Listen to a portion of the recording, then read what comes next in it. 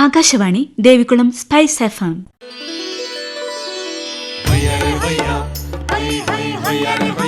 കിസാൻ വാണി.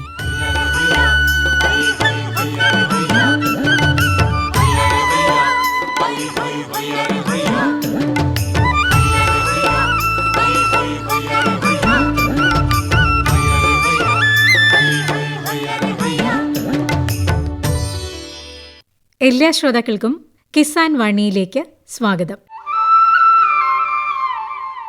ഈ പരിപാടിയുടെ പ്രായോജകർ കേന്ദ്ര കൃഷി കർഷകക്ഷേമ മന്ത്രാലയം, ഭാരത സർക്കാർ.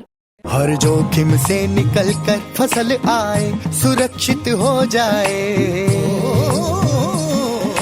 फसल बीमा से हर किसान अब आत्मनिर्भर हो जाए। संकट के समय प्रधानमंत्री फसल बीमा योजना किसानों के लिए वरदान है। अब सूखा पड़े या बाढ़ आ जाए कोई डर नहीं, अब ओले पड़े या कीट पतंगे फसल खा जाए कोई फिक्र नहीं, क्योंकि हमने लिया है प्रधानमंत्री फसल बीमा। बुआई से फसल कटाई तक हर जोखिम का दावा, न्यूनतम प्रीमियम पर अधिकतम भुगतान का वादा। योजना से हर साल जुड़ रहे हैं 5 करोड़ से ज्यादा किसान। अब आपकी है बारी। नजदीकी कृषि कार्यालय, सहकारी समिति, बैंक शाखा, अधिकृत बीमा कंपनी या जन सेवा केंद्र में स्वेच्छा से करा सकते हैं पंजीकरण। फसल बीमा पोर्टल या फसल बीमा ऐप द्वारा भी कराया जा सकता है पंजीकरण। प्रधानमंत्री फसल बीमा योजना, आपकी फसलों का संपूर्ण सुरक्षा कवच। कृषि एवं किसान कल्याण मंत्रालय, भारत सरकार. പ്രിയമുള്ള കിസാൻ വാണി ശ്രോതാക്കളെ,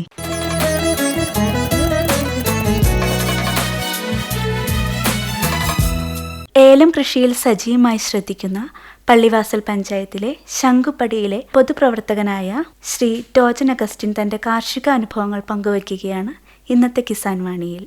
ഇന്ന് നമ്മോടൊപ്പമുള്ള കർഷകൻ, ഒരു പൊതുപ്രവർത്തകൻ കൂടിയായിട്ടുള്ള പള്ളിവാസൽ പഞ്ചായത്തിലെ ശംഖുപ്പടി ഭാഗത്ത് കാർഷിക പ്രവർത്തനങ്ങളിൽ ഏർപ്പെടുന്ന ശ്രീ ടോജൻ അഗസ്റ്റിൻ മച്ചികുഴിയിലാണ്.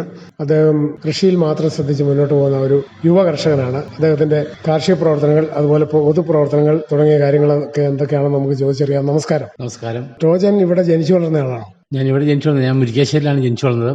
ഞാൻ ഇവിടെ വന്നിട്ട് 22 വർഷമായുള്ളൂ. എൻ്റെ കാരണന്മാരുമായിട്ട് കൃഷിക്കാരാണ്. ഞാനും കൃഷിയിലേക്ക് തിരിഞ്ഞിരിക്കുകയാണ്. ഇവിടെ 22 വർഷമായി വന്നിട്ടെന്ന് പറഞ്ഞല്ലോ. അപ്പോൾ ഈ വിദ്യാഭ്യാസം, അത്തരം കാര്യങ്ങളൊക്കെ എവിടെയായിരുന്നു? വിദ്യാഭ്യാസം ഞാൻ 4ാം ക്ലാസ് വരെ പഠിച്ച മുരിക്കാശ്ശേരിയിലാണ്. അതിനുശേഷം ഞാൻ തോക്കുപാറ, അടിമാലി ആണ് എൻ്റെ വിദ്യാഭ്യാസം. ഏത് ക്ലാസ് വരെ പഠിച്ചു? PDC വരെ പഠിച്ചു. അപ്പോൾ ഈ ഡിഗ്രി വരെ പഠിച്ചതിന് ശേഷം പിന്നെ മറ്റ് തൊഴിലുകളൊന്നും നോക്കാതെ ഈ കാർഷിക പ്രവർത്തനങ്ങളിലേക്ക് തന്നെ ഇറങ്ങാനായിരുന്നു ചെയ്തത്? അതെ, എൻ്റെ ഫാദർ കൃഷിക്കാരനായതുകൊണ്ട് ഞാൻ അതിലേക്ക് എനിക്ക് വലിയ ഹോബിയായിരുന്നു കൃഷിയെ. പിന്നെ അതുപോലെ മുയൽ വളർത്തൽ, ആട്, കന്നുകാലി, അതൊക്കെ എനിക്ക് വളരെ പ്രിയങ്കരമായ കൃഷിയായിരുന്നു. ആ കാലത്ത് കൃഷിയിലേക്ക് ഞാൻ തിരിഞ്ഞതാണ്. അപ്പോൾ ഈ കാർഷിക പ്രവർത്തനങ്ങളിൽ ചെറുപ്പം മുതൽ തന്നെ കടന്നു ചെന്നു, മാതാപിതാക്കളുടെ കൂടെ കൃഷിയിലേക്ക് തന്നെ ഏർപ്പെട്ടു. അന്നൊക്കെ ഏതൊക്കെ കൃഷികളായിരുന്നു ഉണ്ടായിരുന്നത്? അത് നമുക്ക് കുരുമുളക് ഉണ്ടായിരുന്നു, പിന്നെ കാപ്പി, കൊക്കോ, റബ്ബർ, ഇതെല്ലാം ഉണ്ടായിരുന്നു നമുക്ക്. എത്ര ഏക്കർ സ്ഥലമാണ് അന്ന് കൃഷിക്ക് ഉണ്ടായിരുന്നത്? നമുക്ക് 5 ഏക്കർ സ്ഥലമായിരുന്നു കൃഷിക്ക് ഉണ്ടായിരുന്നത്. ഇപ്പോൾ എത്ര ഏക്കറുണ്ട്? ഇപ്പം നമുക്ക് 3 ഏക്കറുണ്ട്. അപ്പോൾ ഈ 5 ഏക്കർ സ്ഥലത്ത് അന്ന് മാതാപിതാക്കളോടൊപ്പം കാർഷിക പ്രവർത്തനങ്ങളിൽ ഏർപ്പെട്ടപ്പോൾ കുരുമുളക്, അതുപോലെ റബ്ബറും ഒക്കെ ഉണ്ടായിരുന്നു എന്ന് പറഞ്ഞല്ലോ.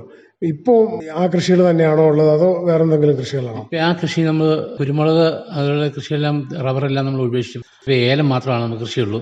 അതെന്താണ് ഈ കുരുമുളക് കൃഷിയും റബ്ബർ കൃഷിയും അതുപോലെയുള്ള മറ്റു കൃഷികളൊക്കെ ഉപേക്ഷിക്കാൻ ഉള്ള കാരണം എന്താണ്? റബ്ബർ കൃഷി എന്ന് പറഞ്ഞാൽ നമ്മൾ കാലാവസ്ഥ നമുക്ക് അനുകൂലമല്ലാത്ത ഒരു സാഹചര്യം ഉണ്ടായി. അതുകൊണ്ട് റബ്ബർ പിന്നെ നമ്മൾ ചെയ്തില്ല. അതിട്ട് കുരുമുളകായിരുന്നു. ആ കുരുമുളക് ചെയ്ത് നല്ല രീതിയിലുള്ള വിളവും കാര്യങ്ങളും കിട്ടി. കുറേ കാലങ്ങൾ കുരുമുളക് നല്ല അനുകൂലമായ ഇതായിരുന്നു. അതിനുശേഷം കുരുമുളക് കേടായി, അങ്ങനെ ദ്രുതവാട്ടം അതുപോലെയുള്ള അസുഖങ്ങൾ വന്ന് മാറിയതിനു ശേഷം ഇപ്പോൾ നമ്മൾ ഏലത്തിലേക്ക് മാറിയതേ ഉള്ളൂ.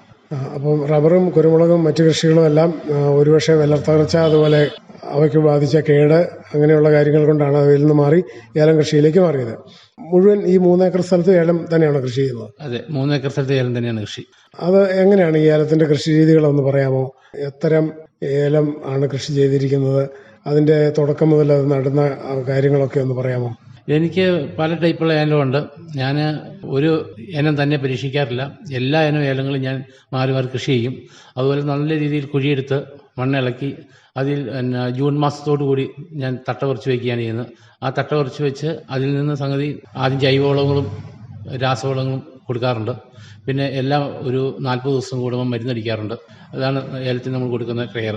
കുഴി കുത്തി തട്ട വെച്ച് കഴിഞ്ഞെന്നാൽ പിന്നീട് അതിൻ്റെ ഒരു ഒരു വർഷത്തേക്ക് നമ്മൾ പ്രത്യേകിച്ച് എന്തൊക്കെയാണ് ശ്രദ്ധിക്കേണ്ട കാര്യങ്ങൾ, അതിൻ്റെ രോഗകീടബാധകൾ ഉണ്ടാകാതിരിക്കാനും അതുപോലെ വളപ്രയോഗം, അത്തരം കാര്യങ്ങൾ ഈ ആദ്യ ഒരു വർഷത്തേക്ക് ഉള്ള പരിചരണങ്ങൾ എങ്ങനെയൊക്കെ ആയിരിക്കണം?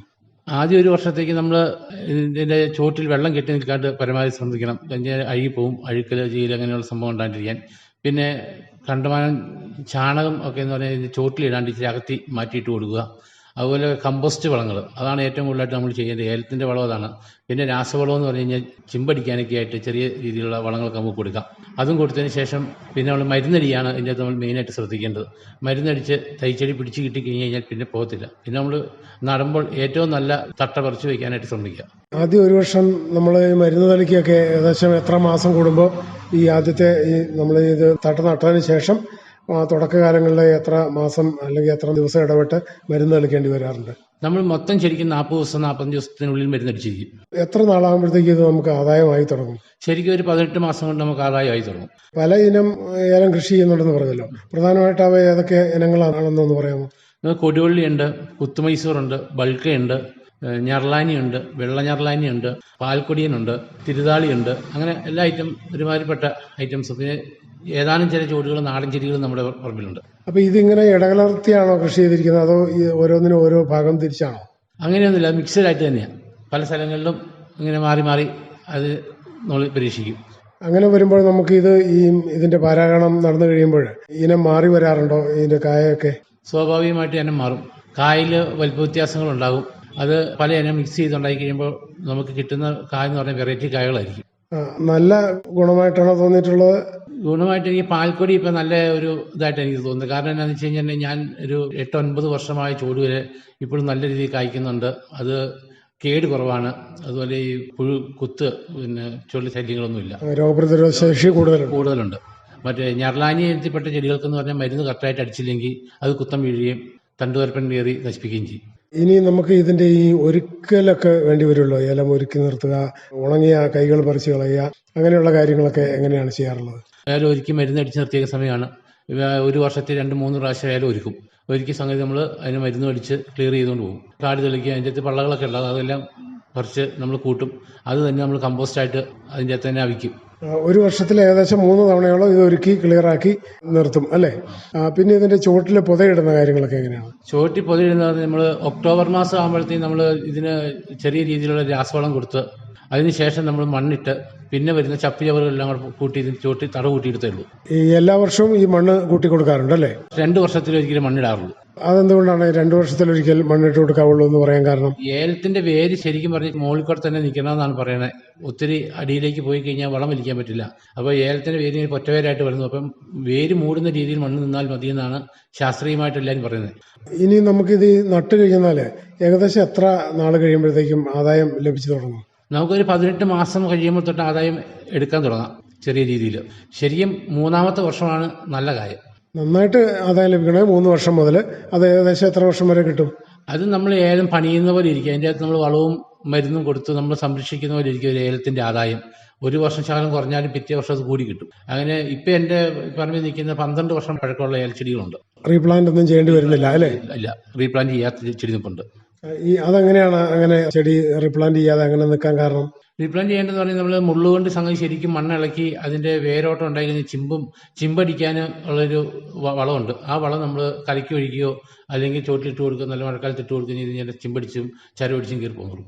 അപ്പോൾ അത് പുതിയതായിട്ട് ചിമ്പുകൾ ഉണ്ടായി വരുമ്പോൾ ചെടി ഒരു കുഴപ്പമില്ലാതെ നിന്നോളും അല്ലേ? നിന്നോളും, ചെടി ഒരു കുഴപ്പമില്ലാതെ നിന്നോളും. ഇനി ഈ വിളവെടുപ്പിലേക്ക് വന്നാൽ എങ്ങനെയാണ് വിളവെടുപ്പ്? നമുക്കിവിടെ തദ്ദേശീയരായ തൊഴിലാളികളെ അതിനുവേണ്ടി ലഭിക്കുന്നുണ്ടോ, അതോ സംസ്ഥാന തൊഴിലാളികളെ ആശ്രയിച്ചാണോ വിളവെടുപ്പ് മുന്നോട്ട് പോകുന്നത്? നമ്മളിപ്പോൾ പണ്ട് തൊട്ട് ഇവിടെ നമുക്ക് കുറച്ച് നമ്മുടെ അയലക്കത്തുള്ള പണിക്കാരൊക്കെ നമുക്ക് ഉള്ളതിൻ്റെ പേരിൽ അവർ തന്നെയാണ് നമ്മുടെ പറമ്പിൻ്റെ പണികളെല്ലാം ചെയ്യുന്നത്. പുറത്തുനിന്നൊന്നും നമ്മൾ ആരെയും ഇതുവരെ കൂട്ടിയിട്ടില്ല. അവർ 8-10 പേര് സംഗതി നമ്മുടെ ഏത് പണിക്ക് വിളിച്ചു കഴിഞ്ഞാലും വരും. നമ്മളെല്ലാ കാര്യത്തിൽ സഹകരിക്കുന്നവരാണ്. അപ്പോൾ നമ്മുടെ പണി ഉണ്ടെങ്കിൽ അത് കഴിഞ്ഞിട്ട് പുറത്ത് വേറുള്ളവർക്ക് പണിയാൻ പോകുള്ളവർ. അങ്ങനത്തെ ആൾക്കാരാണ്. അതുകൊണ്ട് നമുക്കങ്ങനെ ആ ഒരു ബുദ്ധിമുട്ട് ഇതുവരെ ഉണ്ടായിട്ടില്ല. പിന്നെ ജൂൺ മാസം ആകുമ്പോൾ തൊട്ട് നമ്മൾ ജൂൺ ലാസ്റ്റോട് കൂടി നമ്മൾ കായെടുപ്പ് തുടങ്ങും. കായെടുപ്പ് തുടങ്ങി കഴിഞ്ഞാൽ ആവറേജ് ഒരു 7 തവണ, ശരിക്കും പറഞ്ഞാൽ നല്ല കാലാവസ്ഥയൊക്കെയാണ് 8 തവണ വരെ നമ്മൾ കായെടുക്കാറുണ്ട്. അത് 40 ദിവസം നമ്മൾ കായ എടുക്കാൻ തുടങ്ങും. ഈ കായ എടുത്തു കഴിഞ്ഞാൽ നമുക്കിത് ഉണക്കാൻ അല്ലെങ്കിൽ പ്രോസസ്സ് ചെയ്തെടുക്കാനായിട്ട് സ്വന്തമായിട്ട് സ്റ്റോറുണ്ടോ അതോ മറ്റ് സ്റ്റോറുകളിൽ കൊണ്ടുപോയാണോ ഇത് ഉണക്കിയെടുക്കുന്നത്? നമുക്കവിടെ സ്റ്റോറില്ല. ഞാനൊരു സ്റ്റോർ ഉണ്ടാക്കണമെന്നൊക്കെ ആഗ്രഹം ഉണ്ടായിരുന്നു. പക്ഷേ നമുക്കവിടെ കൊമേഴ്ഷ്യൽ പർപ്പസ് ഇല്ലാത്തതിൻ്റെ പേരിൽ അത് ഇതുവരെ സാധിച്ചിട്ടില്ല. ഇപ്പം ഞാൻ എൻ്റെ ഒരു ഫ്രണ്ടിൻ്റെ ട്രെയർ കൊടുത്താണ് ഉണങ്ങുന്നത്. ഇത് നമുക്ക് ഈ ഉണങ്ങിക്കഴിഞ്ഞാൽ ഇപ്പോൾ ഏകദേശം എത്ര കിലോ പച്ച ഉണങ്ങിക്കഴിഞ്ഞാൽ 1 കിലോ ഉണക്ക് കിട്ടാറുണ്ട്? അങ്ങനെ ശ്രദ്ധിച്ചിട്ടുണ്ടോ? ശരാശരി നമുക്കൊരു 5 കിലോയ്ക്ക് 1 കിലോ വെച്ച് കിട്ടാറുണ്ട്. ഉദ്ദേശം എന്ന് പറഞ്ഞു കഴിഞ്ഞാൽ നമുക്ക് ഇപ്പോൾ ഒരു 500 കിലോ ഉണക്കക്ക ശരാശരി കിട്ടുന്നുണ്ട് ഒരേക്കറിൽ നിന്ന്. ഈ 500 കിലോ ഉണക്കക്ക ഒരേക്കറിൽ നിന്ന് കിട്ടിയാൽ അത് നമുക്ക് ഒരുവിധം നല്ല വിളവാണോ? പിന്നെ നല്ല സൂപ്പർ വിളവാണ്. അപ്പോൾ അത് നമുക്ക് ഈ ഇത്രയും കിട്ടിക്കഴിഞ്ഞാൽ നമുക്ക് ചെലവുകളെല്ലാം കഴിഞ്ഞിട്ട് ലാഭകരമായിട്ടാണോ തോന്നുന്നത്? ലാഭകരം എന്നാൽ ഏലത്തിൻ്റെ പണിക്ക് നഷ്ടമൊന്നുമില്ല. നമുക്ക് എന്ത് കിട്ടുന്നോ അതിൻ്റെ പകുതി പൈസ ചിലവ് വരും. അതാണ് ഇപ്പോൾ വില കൂടി നിന്നാലും കുറഞ്ഞു നിന്നാലത്തെ അവസ്ഥ അത് തന്നെയാണ്. അല്ല, ഇപ്പോൾ ഈ വില കുറഞ്ഞ് ഒരു 600 രൂപയൊക്കെ വന്ന സമയത്ത് ആ സമയത്ത് നമുക്കിതിങ്ങനെ ലാഭകരമാണോ? സമയത്തെന്ന് പറഞ്ഞാൽ പകുതിയിൽ കൂടുതൽ പണി നമ്മൾ സ്വന്തമാണല്ലോ ചെയ്യുന്നത്. പറമ്പിൽ നമുക്ക് പറ്റുന്ന സമയത്ത് മൊത്തം നമ്മൾ പണിയെടുക്കുന്നു. ആ സമയം നോക്കിയല്ല നമ്മൾ പണിയുന്നത്. അതുകൊണ്ട് നമുക്കതൊരു നഷ്ടമെന്ന് പറയാനില്ല, ലാഭകരം ആണെന്ന് പറയാം. ഈ 3 ഏക്കറിലെ പണിയും ബഹുഭൂരിപക്ഷം തന്നെയാണ് ചെയ്യുന്നത് അല്ലേ? തട്ട് കൂട്ടാനും കായ എടുക്കാനും മാത്രമാണ് ആൾക്കാർ കൂട്ടാറുള്ളൂ. ബാക്കിയുള്ള സ്വന്തമായിട്ടാണ് ചെയ്യുന്നത്. അപ്പോൾ ഇത് ഈ മരുന്ന് തളിക്കാനൊക്കെ എങ്ങനെയാണ് അതിൻ്റെ സംവിധാനം? പുതിയ രീതിയിലുള്ള പമ്പൊക്കെ വാങ്ങിച്ചിട്ടുണ്ടോ? മോട്ടോർ പമ്പുണ്ട്. നേരത്തെ നമ്മൾ ചവിട്ടുപമ്പിനായിരുന്നു അടിച്ചോണ്ടിരുന്നത്. അന്നേരം ഒരാളെ കൂട്ടും. ഇപ്പോൾ അത് തിരിച്ച് നമ്മൾ ഒരു മോട്ടോർ പമ്പാക്കി. അപ്പോൾ ഓസ് വലിക്കാൻ മാത്രം ഒരാൾ മതി. അപ്പം ബാക്കി മരുന്നടിക്കാനും ഓസ് വലിക്കാനും 2 പേരുണ്ടെങ്കിൽ പണികൾ മുഴുവൻ മരുന്നടിക്ക് വളരെ ആയാസമില്ലാതെ നടക്കും അല്ലേ? നടക്കും. ഇനി മറ്റ് ഈ രോഗങ്ങൾ ഇതിനെ പ്രധാനമായിട്ട് ബാധിക്കുന്ന രോഗകീടബാധകളുണ്ടല്ലോ, അപ്പോൾ അതൊക്കെ എന്തൊക്കെയാണ്? അത്തരം കാര്യങ്ങൾ ശ്രദ്ധിച്ചിട്ടുണ്ടോ? അതിനെന്താണ് പ്രതിരോധിക്കാൻ വേണ്ടി നമ്മൾ ചെയ്യാറുള്ളത്? ഏലത്തിന് ശരിക്കും പറഞ്ഞു കഴിഞ്ഞിട്ടുണ്ടെങ്കിൽ മഞ്ഞളിപ്പ്, ഇലകരിച്ചിൽ, തട്ടമറിയൽ, അഴുകൽ ഇങ്ങനെയുള്ള രോഗങ്ങളാണ് ഏലത്തിന് വരാറുള്ളത്. ഞാൻ അങ്ങനെയൊരു രോഗം എന്തെങ്കിലും കണ്ടു കഴിഞ്ഞാൽ ആ ചെടി ഞാൻ അപ്പം തന്നെ വെട്ടി കളഞ്ഞിട്ട് അവിടെ കുമ്മായൊക്കെ ഇട്ട് വേറെ കുഴിയെടുത്ത് വേറെ ചെടി വയ്ക്കാറുള്ളൂ. ആ ചെടിക്ക് വേറെ മരുന്നോ ഒന്നും പരീക്ഷിക്കാൻ ഞാൻ പാടില്ല. പിന്നെ സാധാരണയുള്ള മരുന്നുകൾക്ക് മാത്രമേ ചെയ്യാറുള്ളൂ? സാധാരണയുള്ള മരുന്ന് മാത്രമേ ഉള്ളൂ. ഈ മണ്ണ് പരിശോധന ഒക്കെ നടത്തിയിട്ടുണ്ടോ? മണ്ണ് പരിശോധന നടത്തിയിട്ടുണ്ട്. വളക്കടയിൽ നിന്നുള്ള ആൾക്കാർ തന്നെ പല പ്രാവശ്യം നമ്മുടെ അടുത്ത് വരികയും നമ്മുടെ മണ്ണ് പരിശോധിക്കുകയും ചെയ്തിട്ടുണ്ട്. ആ മണ്ണ് പരിശോധിച്ച് അതിനെന്തെങ്കിലും മൂലങ്ങൾ കുറവ് കണ്ടു കഴിഞ്ഞാൽ എന്താണ് ചെയ്യാറുള്ളത്? pH കുറവുണ്ടെന്ന് പറയുകയാണെങ്കിൽ നമ്മൾ അതിന് കുമ്മായിട്ട് കൊടുക്കും. അല്ലാണ്ട് വേറെ മരുന്നുകൾ നമ്മൾ ചെയ്യാറില്ല. ഈ വളപ്രയോഗം എങ്ങനെയാണ്? രാസവളങ്ങളാണോ ഉപയോഗിക്കുന്നത് അതോ ജൈവവളങ്ങളാണോ അതോ രണ്ടും കൂടെ ചേർത്തുള്ള രീതിയാണോ? രാസവളവും ജൈവവളവും നമ്മൾ ചെയ്യുന്നുണ്ട്. ജൈവവളം ചെയ്യുമ്പോൾ അത് മാത്രമേ ചെയ്യുള്ളൂ. രാസവളം ചെയ്യുമ്പോൾ അത് മാത്രമേ ചെയ്യുള്ളൂ. രാസവളം വർഷത്തിൽ 1 പ്രാവശ്യം രാസവളം നമ്മൾ ചെയ്യാറുള്ളൂ. ജൈവവളം വർഷത്തിൽ 1 പ്രാവശ്യം ചെയ്യാറുണ്ട്. പിന്നെ ഈ കരികല അതുപോലുള്ള കമ്പോസ്റ്റ് വളങ്ങൾ അത് നമ്മൾ നമ്മുടെ പറമ്പിൽ തന്നെ സംഭരിച്ച് അവിടെ തന്നെ അത് നമ്മൾ ഏലത്തിന് ചുവട്ടിൽ തന്നെ കൊടുക്കും. ഇത് ഇങ്ങനെ നിരന്ന സ്ഥലമാണോ അതോ ചെരിഞ്ഞ സ്ഥലമാണോ? ഒരു ആവറേജ് നിരന്ന സ്ഥലമാണ്. ഇപ്പോൾ നല്ല വേനലാണല്ലോ, ഈ സമയത്ത് ജലസേചനമൊക്കെ ചെയ്യേണ്ടി വരാറുണ്ടോ? നമ്മൾ ചില സമയങ്ങളിൽ തൈച്ചെടികളൊക്കെ വെച്ച് നമ്മൾ നനച്ചു കൊടുക്കാറുണ്ട്. വലിയ ചെടിയൊന്നും നനയ്ക്കാറില്ല. തൈച്ചെടികൾ നനയ്ക്കുന്നുണ്ട്. അതിന് നമുക്ക് സ്വന്തമായിട്ട് കുളമുണ്ട്. കുളത്തിൽ നമ്മൾ ഓസിട്ട് മോട്ടർ അടിച്ച് വെള്ളം നനച്ച് ചെടി നനച്ചെടുക്കും. പിന്നെ ഇതിൻ്റെ ഏലത്തിൻ്റെ ഈ തണൽ ക്രമീകരണം ഉണ്ടല്ലോ, അതെങ്ങനെയാണ് ചെയ്തിരിക്കുന്നത്? തണൽ നമുക്ക് നമ്മുടെ പറമ്പിൽ മൊത്തം പ്ലാവാണ്. പ്ലാവിൻ്റെ ഷെയ്ഡ് നമ്മൾ ചോര ഇറക്കി ഒരു മീഡിയം ഷെയ്ഡ് നിർത്തും. നല്ല ഹൈറ്റിലായിട്ട് ഷെയ്ഡുന്നുണ്ട്. ആ ഷെയ്ഡ് മതി ഏലത്തിന്. ഏലമല്ലാതെ മറ്റെന്തെങ്കിലുമൊക്കെ കൃഷികൾ പറമ്പിലുണ്ടോ? ഏലം അല്ലാണ്ട് വാഴയുണ്ട്, കുറച്ച് കപ്പയുണ്ട്, അങ്ങനെയുള്ള കൃഷികളൊക്കെ ഉണ്ട്. അപ്പോൾ നമുക്ക് അത്യാവശ്യം ഭക്ഷണത്തിനുള്ള കപ്പ, ചേന, കാച്ചിൽ, ചേമ്പ് അങ്ങനെയുള്ള കാര്യങ്ങളൊക്കെ അത്യാവശ്യം കൃഷി ചെയ്യുന്നുണ്ട്. അതൊന്നും വിൽപ്പനയ്ക്കല്ല, സ്വന്തം ആവശ്യത്തിന് മാത്രം അല്ലേ? സ്വന്തം ആവശ്യത്തിന് വേണ്ടി മാത്രം. മറ്റ് പച്ചക്കറി അങ്ങനെയുള്ള ഐറ്റങ്ങൾ എന്തെങ്കിലും കൃഷി ചെയ്യുന്നുണ്ട്? പച്ചക്കറി നമുക്കിവിടെ ഒരു സീസണിൽ 1 പ്രാവശ്യം കൃഷി ചെയ്താൽ മാത്രം ഉണ്ടാകുന്ന സാധനമാണ്. കാരണം നമുക്ക് മഴ കൂടിക്കഴിഞ്ഞ് കഴിഞ്ഞാൽ പച്ചക്കറിയെല്ലാം ചീഞ്ഞു പോകും. അപ്പോൾ നമുക്ക് ആ ഒരു ഓണത്തിന് തൊട്ട് മുമ്പായിട്ട് നമുക്ക് പച്ചക്കറി ഇടുവാണെങ്കിൽ ഒരു വിളവെടുപ്പ് നമുക്ക് നടത്താൻ പറ്റും നല്ല രീതിയിൽ. അത് എല്ലാ വർഷവും നമ്മൾ നടത്താറുണ്ട്. അതിന് കൃഷിഭവനിൽ നമുക്ക് അതിൻ്റെ സബ്സിഡിയും കാര്യങ്ങളൊക്കെ നമുക്ക് കിട്ടാറുള്ളതാണ്. പൊതുപ്രവർത്തനങ്ങൾ ഉണ്ടെന്ന് പറഞ്ഞല്ലോ, എന്തൊക്കെയാണ് പൊതുപ്രവർത്തനങ്ങൾ ചെയ്യാറുള്ളത്? പൊതുപ്രവർത്തനം ഞാൻ 15 വയസ്സ് തൊട്ട് രാഷ്ട്രീയ പ്രവർത്തനം ഉണ്ടായിരുന്നു. അത് കഴിഞ്ഞിട്ട് സംഗതി നമ്മുടെ നാട്ടിലുള്ള ആളുകൾക്ക് എന്തെങ്കിലും ഉപകാരപ്രദമായ കാര്യങ്ങളും നമ്മുടെ നാടിൻ്റെ വികസനവും അതൊക്കെയാണ് നമ്മുടെ ലക്ഷ്യം. അല്ലാണ്ടുള്ള പൊതുപ്രവർത്തനമൊന്നുമല്ല. നാട്ടുകാർക്ക് എന്തെങ്കിലും ചെയ്യുക, അതാണ് നമ്മുടെ മെയിൻ ഘടകം. പൊതുവെ ഈ കൃഷിയിൽ മാത്രം ശ്രദ്ധിച്ച് മുന്നോട്ട് പോകുമ്പോൾ സംതൃപ്തനാണോ? സംതൃപ്തനാണ്. ഇപ്പോഴത്തെ ഒരു സാഹചര്യത്തിൽ യുവജനങ്ങൾ കോവിഡ് കാലത്ത് കുറേ പേര് വന്നിരുന്നു കൃഷിയിലേക്ക്, പക്ഷേ ഇപ്പോൾ വീണ്ടും അവരെല്ലാം തിരിച്ചു പോകുന്നതായിട്ടാണ് കാണുന്നത്. അതിന് യുവജനങ്ങളോട് ഒക്കെ എന്താണ് പറയാനുള്ളത്? കൃഷി എന്ന് പറയുന്നത് നമ്മുടെ സമയവും നമ്മുടെ സൗകര്യവും നമ്മുടെ ഒരു സന്തോഷവും അതാണുള്ള കൃഷി. കൃഷി എന്ന് പറഞ്ഞാൽ നമ്മളെന്താ ഒരു പ്രോത്സാഹനം, ഒരു ഹോബിയായിട്ട് നമ്മൾ എടുക്കുക.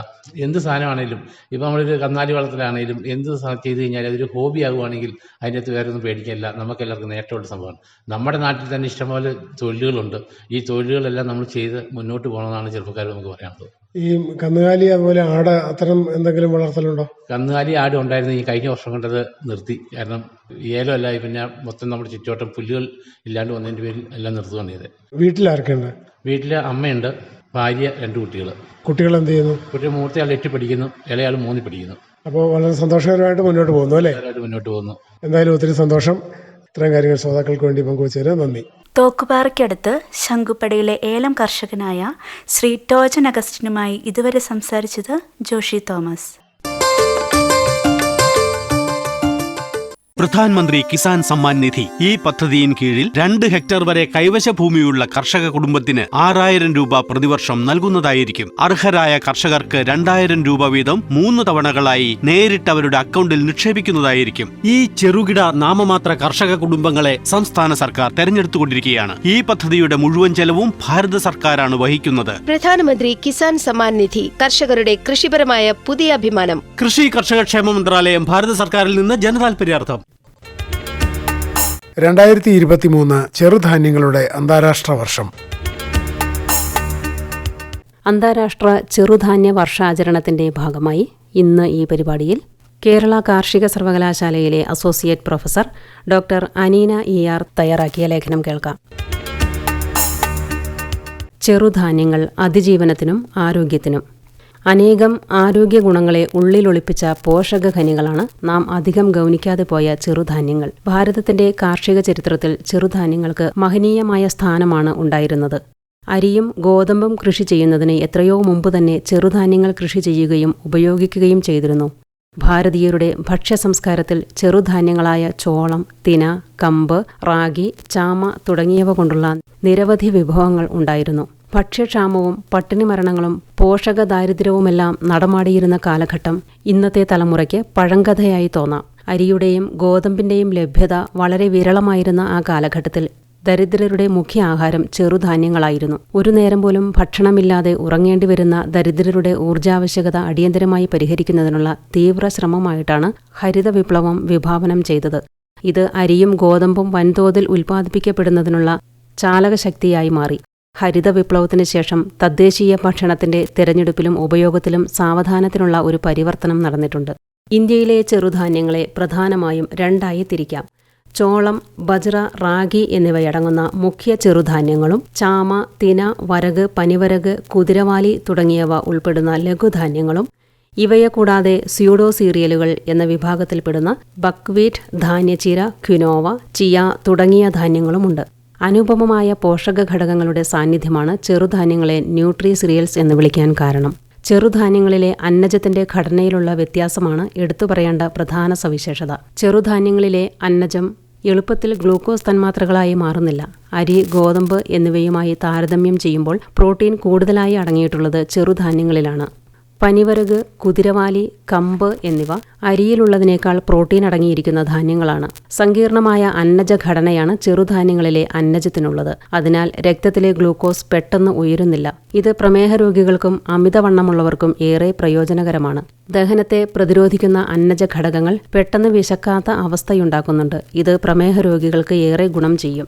ചെറുധാന്യങ്ങളെല്ലാം തന്നെ നിത്യാഹാരത്തിന്റെ ഭാഗമാക്കുന്നത് ചെറിയ പ്രായം തൊട്ട് ശീലിക്കാവുന്നതാണ്. ചെറുധാന്യങ്ങൾ എങ്ങനെയെല്ലാം കഴിക്കാം. ചെറുധാന്യങ്ങൾ എല്ലാം തന്നെ വിവിധ രീതിയിൽ നിത്യാഹാരത്തിൽ കൊണ്ടുവരാവുന്നതാണ്. തവിട് കളയാത്ത മുഴുവൻ ധാന്യങ്ങളും നന്നായി കഴുകി ഉണക്കി പൊടികളാക്കി സൂക്ഷിക്കാം. മുഴുവൻ ധാന്യങ്ങൾ വെള്ളത്തിൽ 6 മുതൽ 8 മണിക്കൂർ വരെ കുതിർത്ത് നനഞ്ഞ തുണിയിൽ കെട്ടിവെച്ച് മുളപ്പിച്ച് ഉപയോഗിക്കുന്നതാണ് കൂടുതൽ ഗുണകരം. ഇത്തരത്തിൽ ചെറിയ മുള വന്ന ധാന്യം നല്ല വെയിലിലോ ഡ്രയറിലോ ഉണക്കി പൊടികളാക്കി സൂക്ഷിക്കാം. ഇത്തരം ധാന്യപ്പൊടികൾ കൊണ്ട് അരി, ഗോതമ്പ് എന്നിവ കൊണ്ടുണ്ടാക്കാവുന്ന എല്ലാവിധ വിഭവങ്ങളും തയ്യാറാക്കാം. വിവിധ ചെറുധാന്യപ്പൊടികൾ ഒന്നിച്ച് യോജിപ്പിച്ച് മൾട്ടിഗ്രെയിൻ മിക്സുകൾ തയ്യാറാക്കാം. ഇവ കൂടുതൽ പോഷകപ്രദമാണ്. വിവിധതരം ചെറുധാന്യപ്പൊടിയോടൊപ്പം പയർവർഗ്ഗങ്ങളുടെ പൊടി, പാൽപ്പൊടി, ഉണക്കിയ ഫലങ്ങൾ എന്നിവ ചേർത്ത് ഹെൽത്ത് മിക്സുകൾ തയ്യാറാക്കാം. ആരോഗ്യരക്ഷയ്ക്കുതകുന്ന ഇത്തരം ഭക്ഷ്യോൽപ്പന്നങ്ങൾക്ക് ഇന്ന് നല്ല വിപണിയാണുള്ളത്. ചെറുധാന്യങ്ങളുടെ കൃഷി വ്യാപകമാകണമെങ്കിൽ ഇതിന്റെ ഉപയോഗത്തെക്കുറിച്ചുള്ള അറിവ് സമൂഹത്തിൽ പ്രചരിപ്പിക്കേണ്ടതുണ്ട്. ചെറുധാന്യങ്ങൾ ഉപയോഗിച്ചുള്ള വിവിധ ഇനം ഭക്ഷ്യോൽപ്പന്നങ്ങൾ മേളകളിലൂടെ പൊതുജനങ്ങൾക്ക് പരിചയപ്പെടുത്തുക. സ്കൂളുകൾ, അങ്കണവാടികൾ എന്നിവ വഴി ഒരു നേരമെങ്കിലും ചെറുധാന്യ വിഭവങ്ങൾ കുട്ടികളെ പരിചയപ്പെടുത്തുക എന്നീ മാർഗങ്ങൾ അവലംബിക്കുന്നത് ചെറുധാന്യങ്ങളുടെ സ്വീകാര്യത വർദ്ധിപ്പിക്കും. നിങ്ങൾ കേട്ടത് 2023 ചെറുധാന്യങ്ങളുടെ അന്താരാഷ്ട്ര വർഷം.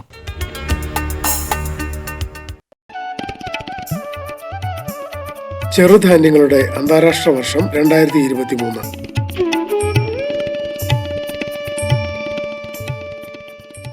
മില്ലറ്റ്സ് അഥവാ ചെറുധാന്യങ്ങളുടെ കൃഷിക്ക് ഇന്ത്യയിൽ നൂറ്റാണ്ടുകളുടെ ചരിത്രമുണ്ട്. പ്രാചീന കൃതികളിൽ ചെറുധാന്യങ്ങളുടെ വ്യത്യസ്ത ഇനങ്ങളെക്കുറിച്ച് പരാമർശമുണ്ട്. ചെറുധാന്യങ്ങൾ എല്ലാ കാലത്തും ഇന്ത്യൻ സംസ്കാരത്തിന്റെയും ഭക്ഷ്യവിഭവങ്ങളുടെയും അവിഭാജ്യ ഘടകമായിരുന്നു. കർഷകനും പരിസ്ഥിതിക്കും ഇണങ്ങുന്ന കൃഷിയാണ് ചെറുധാന്യങ്ങളുടേത്. ചെലവ് കുറഞ്ഞതും ഏറെ പോഷക ഗുണങ്ങൾ നിറഞ്ഞതുമായ ഭക്ഷ്യധാന്യങ്ങളാണ് അവ. കേന്ദ്ര സർക്കാർ ശ്രീ അന്ന എന്ന നാമകരണം ചെയ്തിട്ടുള്ള ചെറുധാന്യങ്ങളുടെ ഉൽപാദനത്തിൽ ലോകത്തിൽ 1ാം സ്ഥാനം വഹിക്കുന്ന രാജ്യമാണ് ഇന്ത്യ.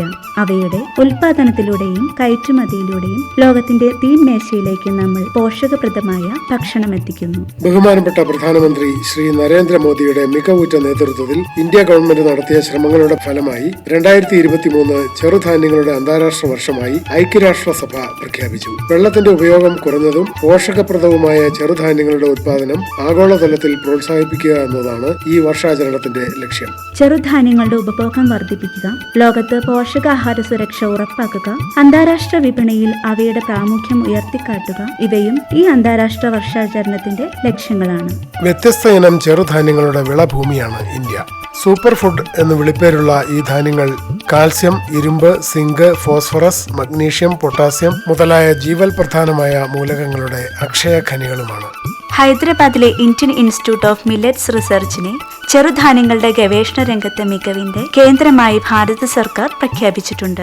സ്വദേശത്തെയും വിദേശങ്ങളിലെയും കർഷകർക്കും കൃഷി വിദഗ്ധർക്കും സാങ്കേതിക വിദ്യകളും മെച്ചപ്പെട്ട കൃഷിരീതികളും പകർന്നു നൽകുന്നതിൽ ഈ സ്ഥാപനം നിസ്തുലമായ പങ്കാണ് വഹിക്കുന്നത്. ചെറുധാന്യങ്ങളുടെ അന്താരാഷ്ട്ര വർഷാചരണം ചെറുധാന്യങ്ങൾ കൃഷി ചെയ്യുന്നവർക്കും നാമമാത്ര കർഷകർക്കും ഗോത്രവർഗ സമൂഹങ്ങൾക്കുമായി പുതിയ വാതായനങ്ങൾ തുറക്കുമെന്നതിൽ സംശയമേതുമില്ല. ലോകത്തിന്റെ ഭക്ഷ്യസുരക്ഷ ഉറപ്പാക്കിക്കൊണ്ട് ഈ ദൗത്യത്തിൽ ഇന്ത്യ സുപ്രധാനമായ ഒരു പങ്ക് വഹിക്കും.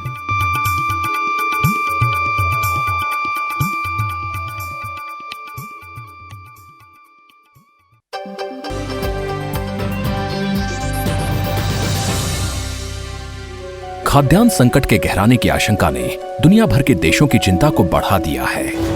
बढ़ती आबादी का बोझ, निरंतर बदलते मौसम और खेती किसानी में बढ़ती लागत के बीच फायदे की खेती के विकल्प पर मिलेट की खेती अपनी जगह बना रही है।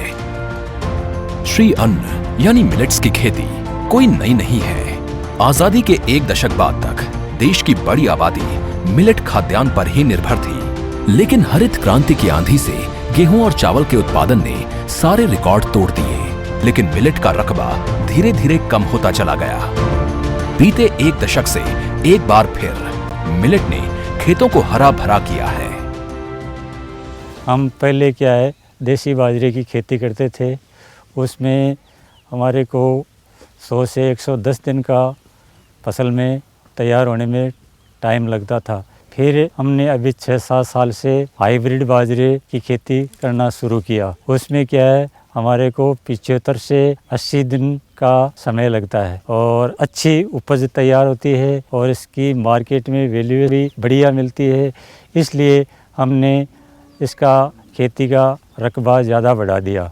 कम मेहनत और लंबे समय तक खराब न होने की खासियत श्री अन्न की फसलों के दायरे को अब और बढ़ा रही है।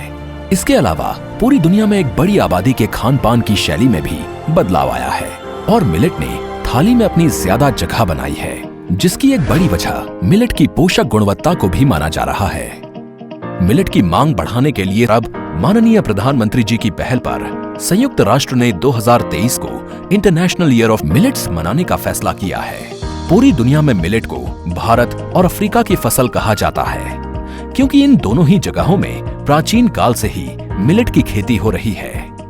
अकेले भारत में 10 तरह के श्री अन्न का उत्पादन होता है, जिसमें ज्वार, बाजरा, रागी यानी मंडवा, रामदाना, कुट्टू, कंगनी, कोदो, सावा, कुटकी, चीना यानी प्रोसो आदि शामिल हैं। चावल, गेहूं और मक्के के बाद मिलेट में बाजरा और ज्वार भारत में सबसे महत्वपूर्ण फसलों में शामिल हैं।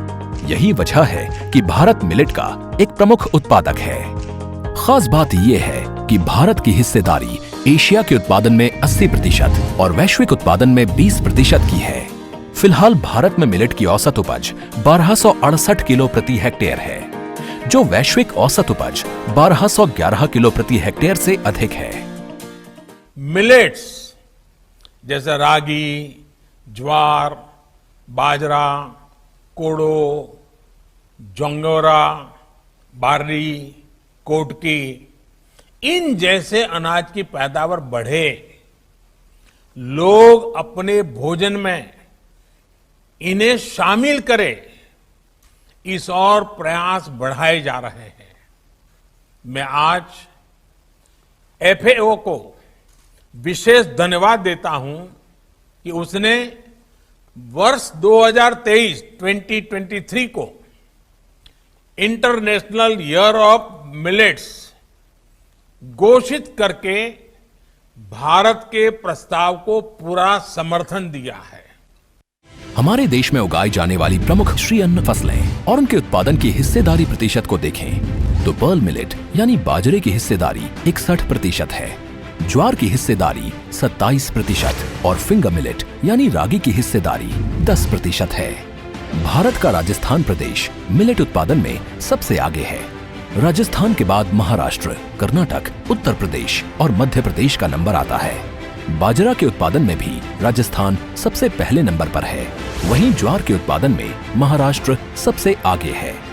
देश के कुछ राज्य जैसे कर्नाटक, तमिलनाडु, उत्तराखंड और महाराष्ट्र में फिंगर मिलेट यानी रागी का उत्पादन होता है। स्मॉल मिलेट के उत्पादन में मध्य प्रदेश अग्रणी है। मध्य प्रदेश के बाद उत्तराखंड, महाराष्ट्र और तमिलनाडु का नंबर आता है। साल 2023 को इंटरनेशनल ईयर ऑफ मिलेट घोषित किए जाने के बाद मिलेट्स को लोगों के बीच लोकप्रिय बनाने के लिए कई तरह के कार्यक्रमों की योजना बनाई जा रही है, ताकि मिलेट्स का न सिर्फ उत्पादन बढ़े बल्कि वैश्विक खपत और निर्यात में भी बढ़ोतरी हो। मिलेट के उत्पादों की ब्रांडिंग पर भी विशेष जोर दिया जा रहा है और रणनीति पर केंद्रित कार्यक्रम किए जाएंगे। एक रिपोर्ट के मुताबिक फिलहाल 500 से अधिक स्टार्टअप बाजार मूल्य श्रृंखला में काम कर रहे हैं। वहीं Indian institute of millets research ने 250 स्टार्टअप्स को साथ लिया है। यही नहीं, 66 से अधिक स्टार्टअप्स को 6.2 करोड़ रुपए से अधिक दिए गए हैं, जबकि लगभग 25 स्टार्टअप्स को आगे फाइनेंस के लिए मंजूरी प्रदान की गई है। Initially incubated at IIMR had taken great technology from them, and then we started selling millet chikkis initially in the schools and then in the kirana stores.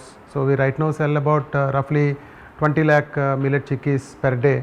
Shri अन्न के प्रति सरकार और लोगों के बीच ये जागरूकता एक लंबा सफर तय करने वाली है। जाहिर है, आने वाले वक्त में हरित क्रांति की तरह ही इस देश और दुनिया में मिलेट क्रांति का आगाज तय है।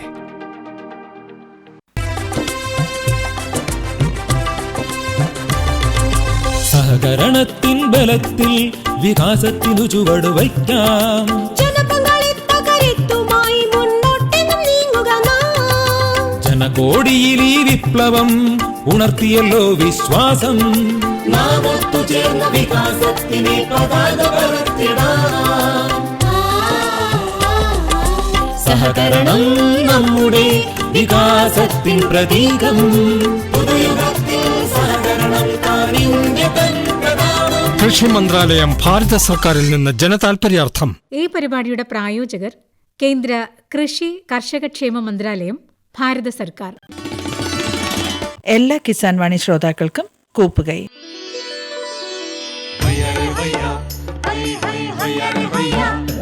കിസാൻ വാണി സമാപിക്കുന്നു.